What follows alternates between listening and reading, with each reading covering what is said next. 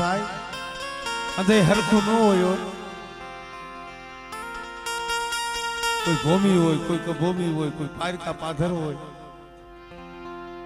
બસલા જીના જીના સાજન ઝૂંપડે ઘરે પડ્યા હોય અને આ વસ્તી બધેની વાતે વહી જાય,